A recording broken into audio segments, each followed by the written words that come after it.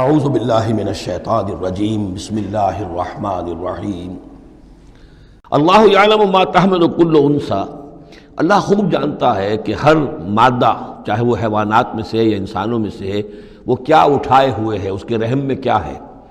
وما تغید الارحام وما تزداد، اور جو سکڑتے ہیں رحم جو ہے وہ سکڑتے بھی ہیں پھیلتے بھی ہیں۔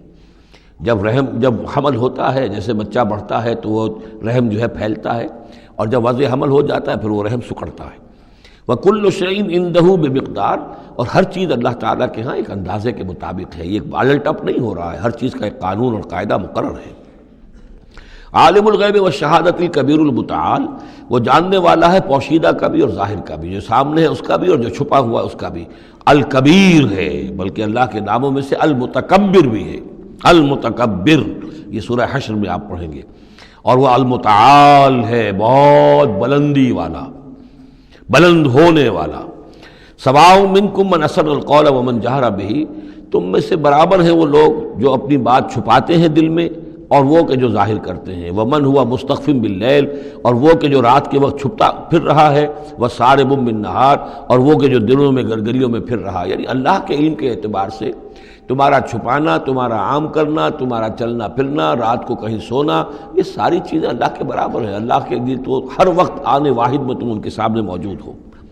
لہو معقبات من بین یدیہ، اس کے لیے پہرے دار اس نے مقرر کر رکھے ہیں تمہارے ان کے سامنے، جو من خلفہ ہی، اور اس کے پیچھے بھی، یحفظونہ، وہ اس کی حفاظت کرتے رہتے ہیں۔ یہ ہم پہلے بھی پڑھ چکے ہیں سورہ انعام میں آیت نمبر 61 میں۔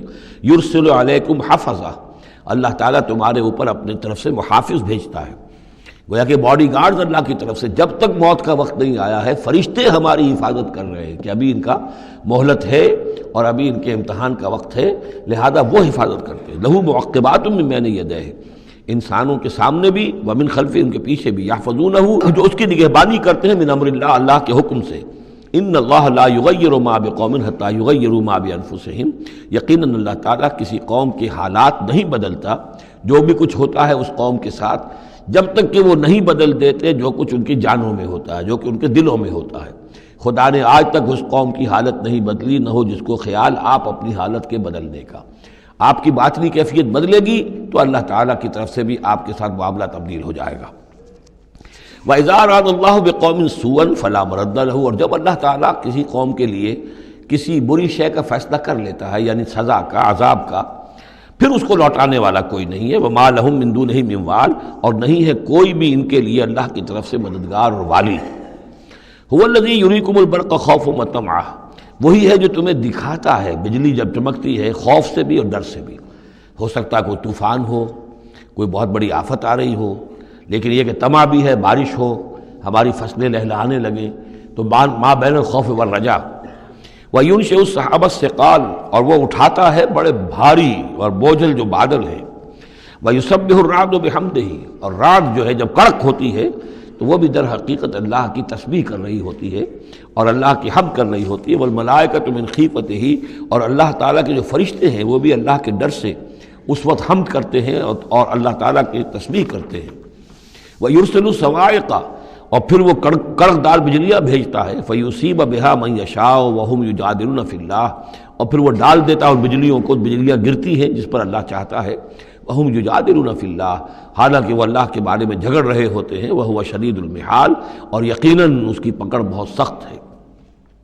لَهُ دعوت الحق، اس کا پکارنا حق ہے۔ دو معنی اس کے ہیں، یعنی اس کو پکارا گیا تو گویا کہ ایک واقعی ہستی کو پکارا گیا جو سننے والی ہے اور اس پر قادر بھی ہے کہ تمہاری دعا کو سنے اور قبول کرے۔ باقی کسی اور کو پکارا جا رہا ہے، نہ کوئی سن رہا ہے، تمہاری ساری دعائیں جو ہیں وہ دعاء الکافرین الا فی ضلال، وہ تو ادھر ادھر بکھر رہی ہیں، کوئی سننے والا ہے ہی نہیں۔ تمہارے من گھڑت قسم کے وہ معبود ہیں، یا فرض کیجئے کہ اگر فرشتوں کو پکار رہے ہو یا اولیاء اللہ کو پکار رہے ہو، نبیوں کو پکار، وہ بھی نہیں سن رہے، تو تمہاری وہ ساری پکاریں جا رہی ہیں بیکار اور ضائع۔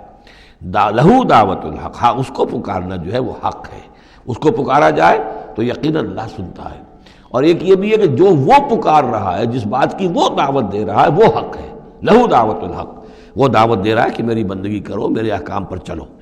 والذین یدعون من دونہ لا یستجیبون لہم، اور جن کو یہ پکار رہے ہیں اس کے سوا وہ ان کو نہ خود سنتے ہیں نہ ان کی دعا کو قبول کرتے ہیں. بشیء الا کباسط، لیکن سوائے اس کے کہ ان کی مثال اس شخص کی سی ہے کباسط کفہ الی الماء لیبلغ فاہ، کہ کوئی شخص اپنا ہاتھ پانی کی طرف بڑھا رہا ہے کہ وہ پانی جو ہے اس کے منہ تک پہنچ جائے. وما ہوا ببالغہ، اور وہ پانی اس کے منہ تک پہنچنے والا نہیں ہے. جیسے یہ کار عبث ہے، پانی آپ لیں گے چلی میں منہ میں ڈالیں گے، صرف ہاتھ کے بڑھانے سے تو پانی نہیں آ جائے گا. جیسے یہ کار عبث ہے، ایسے ہی اللہ کے سوا کسی اور کو پکارنا کار عبث ہے. وما دعاء الکافرین الا فی ضلال، وہ الفاظ بھی آ گئے. اور یہ جو پکارنا ہے ان کافروں کا جو اللہ کے سوا کسی اور کو پکارتے ہیں، یہ صدا بے صحرا ہے، لا حاصل ہے، ضلال ہے، گم ہو جانے والی دعائیں ہیں.